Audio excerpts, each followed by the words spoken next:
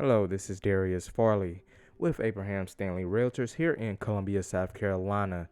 Thank you for tuning into this presentation in regards to residential home purchasing.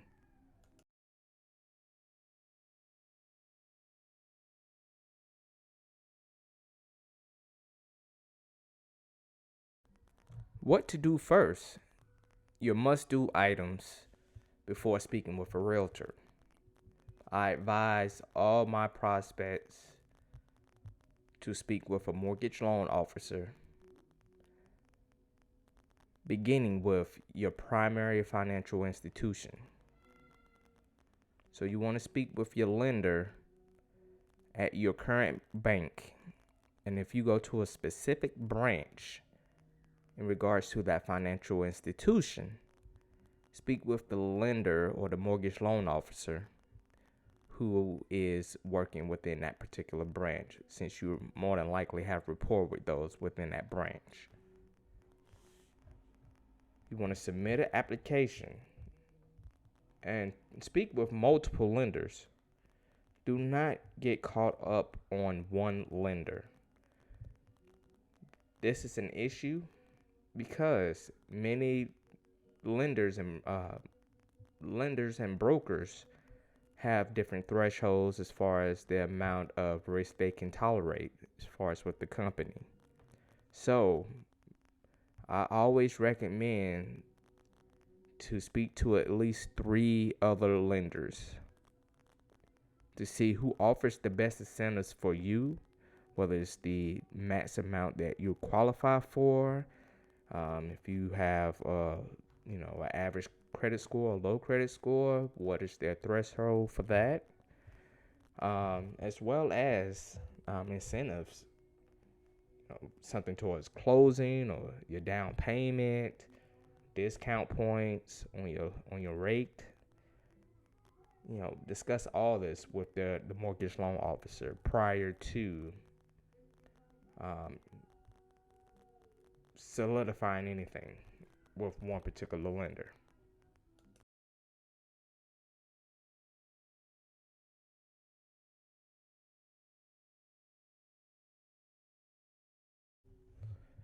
Next, when it comes to choosing your realtor or real estate agent, the difference is a realtor is someone who is designated by the National Association of Realtors that have continued their ongoing training and educational courses, as well as pay their membership dues. So they're held to a even more higher standard than you already are as a real estate agent. So that's the main difference when someone has the designation of realtor and then someone else is just a real estate agent. Research your real estate agents online. Ask around as far as with your personal network, as well as social media, and things of that nature. Do your research, do your due diligence when it comes to selecting a realtor. Just because someone recommends a realtor to you does not mean that that particular realtor fits you. Each realtor, each one of us, or real estate agent, we have different personalities, we have different methods of working and things of that nature. So, what one real estate agent does might not work for you. So, always set a time to interview at least 5 different real estate agents to see who best matches your personality type and, whether it's morals and things of that nature, or if y'all click more. Just do your research, do your homework.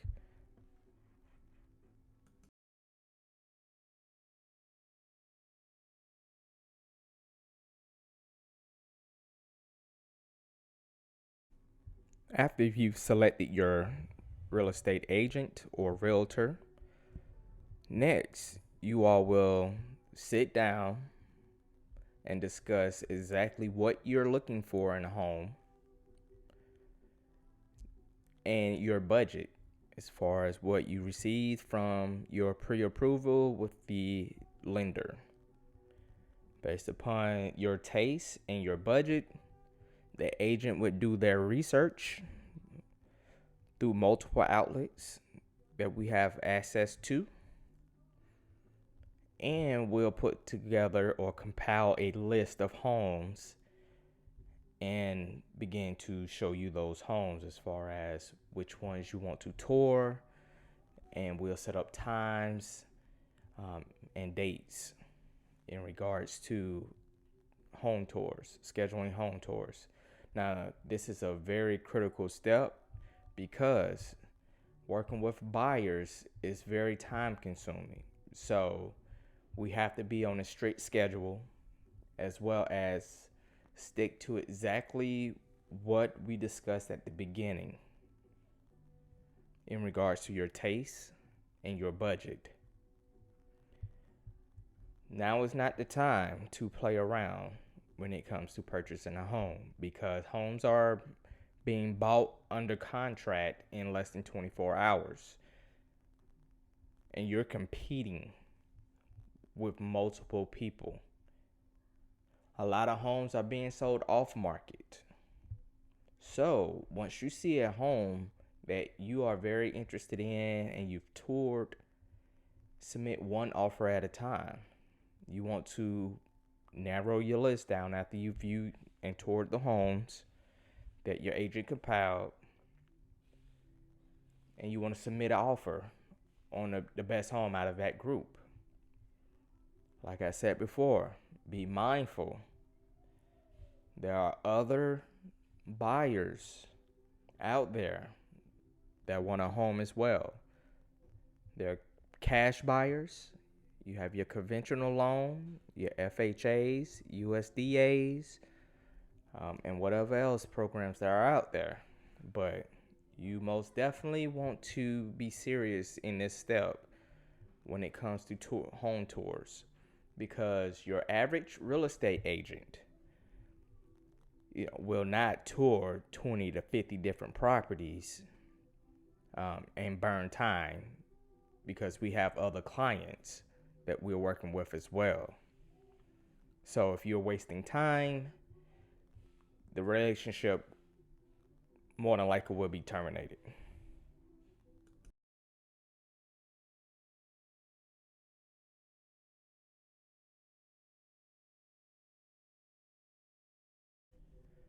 When you found that property and you want to submit an offer, your agent should put together a comparable market analysis, which is a CMA, of the homes that have sold in that area recently to find I guess you can say, a sweet spot with the bidding process, and get an estimate as far as what the home is worth currently with the trending market. You also want to be aware that there are deadlines with some sellers. Your agent will see this within the public remarks and agent remarks within our MLS systems. The sellers do have the right to set up a deadline for your final and best offers. So be aware whenever you're thinking about bidding on a property, on whether you want to start low, high, or things of that nature. You and your agent should discuss, the deadline, as well as whether or not you're going to put your best offer in right away, just to get things done.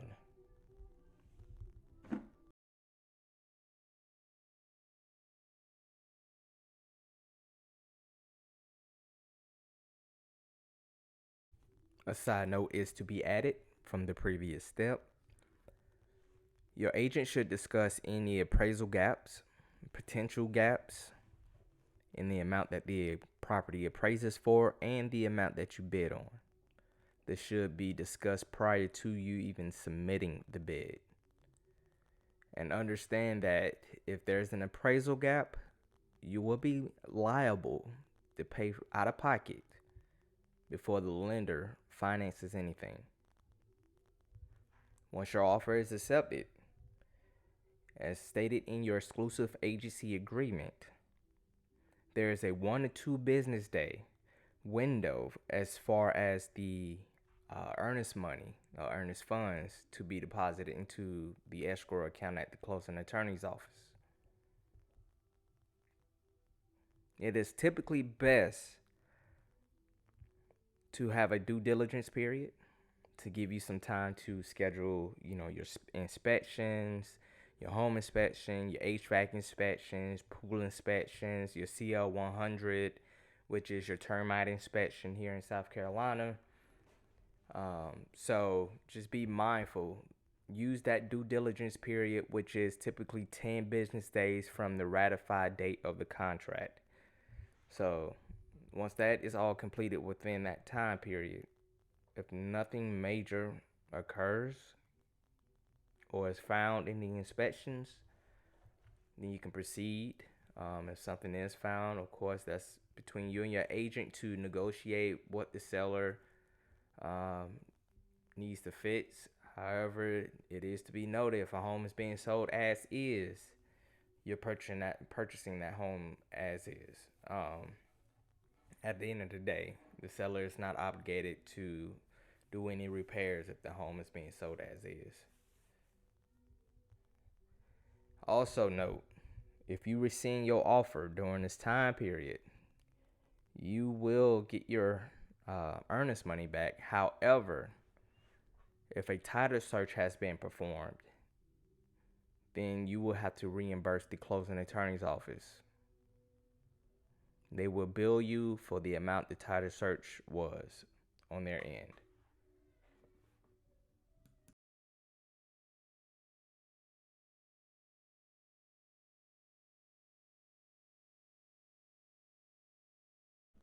All right, so your home inspections have been completed and nothing major was found. What are your next steps? Well, during this phase, you want to make sure that you continue to abide by the guidelines in which the lender spoke to you about. No major transactions, no large depositing of funds where the funds cannot be traced. No co-signing, no opening credit accounts. You should not be doing any of that during this period of time. At this point in time, the closing attorney as well as the lender and your agent, they all will be in contact with you to keep you posted on your clear to close. Once you receive a clear to close, you're at the final line, the finish line. However, if you're one of the ones who requested something to be completed and the seller had agreed for that major repair to be done, you in the process of actually waiting for the seller to complete that repair, and then you're going to schedule a final inspection prior to closing to assure that the requested repairs were completed. Typically, I like to do 3 business days prior to closing to do my final inspections with my clients. And once that's completed, we'll know if everything was done. If it was not all done, we'll get back up on the ball and advise the seller what's going on, and hopefully we can have a smooth transactions towards closing. A smooth process.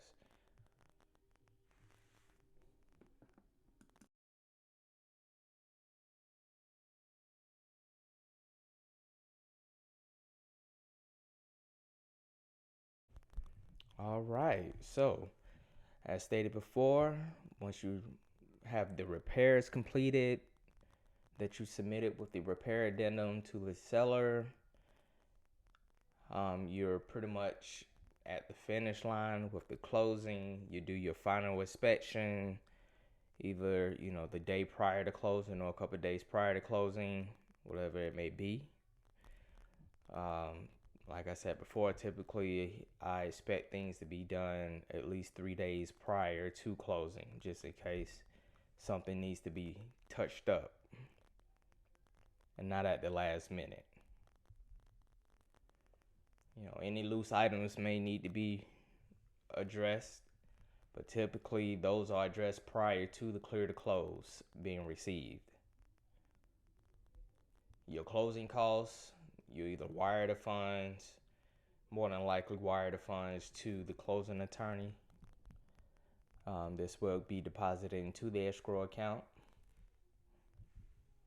And then once you have done that, then on the date of closing in which the appointment has been set and the time, you will meet at that location and complete the closing. With COVID, they have had electronic closings as well as drive-up closings where the packet is handed to you within your vehicle while in the parking lot outside the closing attorney's office, and they'll go through it, from the parking lot and not in the office. But after closing, all the documents have been ratified. You'll receive the settlement statement, which is everything on the buyer and seller side, the credits and debits, what party, what they paid and what the other party is expected to receive, and X, Y, and Z. So you receive your keys to your home, the keys to your mailbox, and you'll be free to move in. So if you need anything during this point in time, speak with your realtor and things of that nature and try to have things coordinated so you can have a smooth transition into moving into the home. Hopefully you already had movers and things set up. Thank you for tuning into this presentation.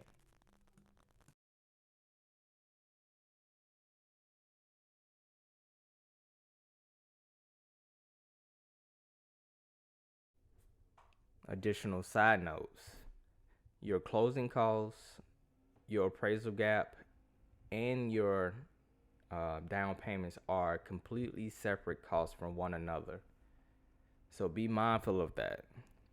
Although it's all being applied towards the transaction, your appraisal gap is what you're paying out of pocket to fill the gap between the appraised amount and what the home was purchased for or the offer was accepted for. The closing costs are administrative costs. They vary by lender and by state. And the down payment is with your financial institution based upon the type of financing that you're using. So it's basically paying for the financing, whether it's conventional, FHA, USDA, etc. Be mindful of that. Also, your agent is not your mortgage loan officer. So anything related to financing and your mortgage and the numbers and figures that go with that, please direct those to the mortgage loan officer that you're working with. Also, lastly, your agent on the buying side is not compensated by you. We are compensated by the seller. The seller typically pays the commission for both parties. So it costs you $0 to work with an agent, but be mindful of the amount of time that you're using. Be mindful that the agents are working with other buyers as well. So there's no time to lollygag around. The purpose is to get you to the closing table and close the deal. That is the objective, is to get you in the home that fits your needs, and fix everything that you discussed with the agent prior to signing the agency agreement. All right. If y'all need anything, feel free to contact me for additional information. My mobile number is 803-404-4129.